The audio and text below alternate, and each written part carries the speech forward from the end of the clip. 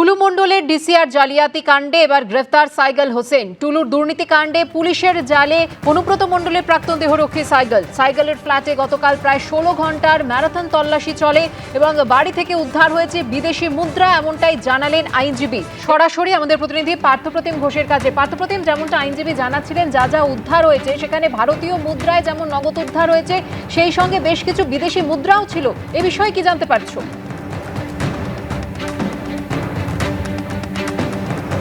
দেখো, ভারতীয় মুদ্রা যেমন পাওয়া গেছে, অর্থাৎ 12,84,000 টাকা নগদ পাওয়া গেছে। তার পাশাপাশি হচ্ছে পাকিস্তান এবং আরবের টাকাও কিন্তু পাওয়া গেছে এবং পুলিশ জানাচ্ছে সবটাই তদন্তের মধ্যে রাখবে।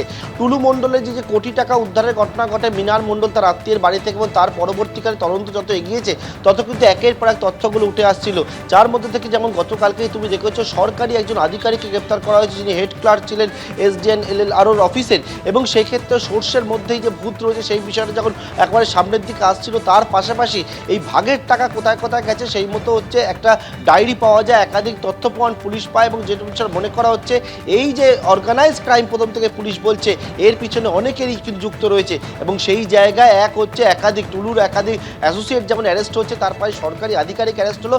এবারে অনুব্রত মণ্ডলের প্রাক্তন দেহরক্ষী সাইগল হোসেন, তাকেও কিন্তু গ্রেপ্তার করা হয়েছে। অর্থাৎ এর জাল যে কত দূর পর্যন্ত বিস্তৃত, কতজন যে এই টুলু মণ্ডলের সঙ্গে কানেক্টেড, সেটাই এখন জানার চেষ্টা করছেন বর্তমানে তদন্তকারী আধিকারিকরা। ধন্যবাদ পার্থপ্রতিম। টুলু মণ্ডলে 200-র উপর 200-250 কোটির উপর সম্পত্তি, ইলিগাল সম্পত্তি, চুরি করা বাংলার মানুষের সম্পত্তি। তার সাথে অনুব্রতবাবুরও যোগাযোগ। এখন অনুব্রতবাবুর আত্মসহায়ক বা সিকিউরিটি বডিগার্ডের পাওয়া গেছে যোগাযোগ, এরপরে অনুব্রতবাবুর পাওয়া যাবে হয়তো, এরপর হয়তো কাজল শেখের পাওয়া যাবে, এরপর হয়তো আস্তে আস্তে ক্যামাক স্ট্রিট আর কালীঘাটেরও যোগাযোগ পাওয়া যাবে। এটা কি বিশ্বাস করা সম্ভব আমাদের পক্ষে যে 15 বছর ধরে 250 কোটির ওপর যেটা ধরা পড়েছে? এখন কি ধরা পড়েনি সেটা আমরা বলতে পারবো না। সেটা সেই সময়কার মুখ্যমন্ত্রী আর দল জানতো না?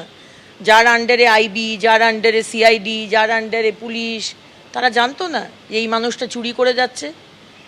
ভাগ না পেলে কেউ চুপ করে থাকে? নিশ্চয়ই ভাগ পেয়েছেন, তাই জন্যই চুপ করেছিলেন। ক্রমশ বোঝা যাচ্ছে যে কোন কোন লোক কেন হঠাৎ ভালো তৃণমূলে চলে যাচ্ছেন। আমায় বাঁচতে দাও, আমি ভালো তৃণমূল হতে চাই। এত টাকা রাখবো কোথায়, এত গয়না রাখবো কোথায়, এত মিল রাখবো কোথায়, এত সম্পত্তি রাখবো কোথায়? এই যারা গেছে ভালো তৃণমূলে, তাদের বেশ কয়েকজনের ক্ষেত্রে তো এটাই প্রযোজ্য। এবার দেখতে হবে এই সাইগল এত সাহস পেল কি করে, কাদের মদত ছিল। প্রত্যেকবার দেখা যাচ্ছে গ্রাসরুট অব্দি হচ্ছে এই সরকারের বীরত্ব।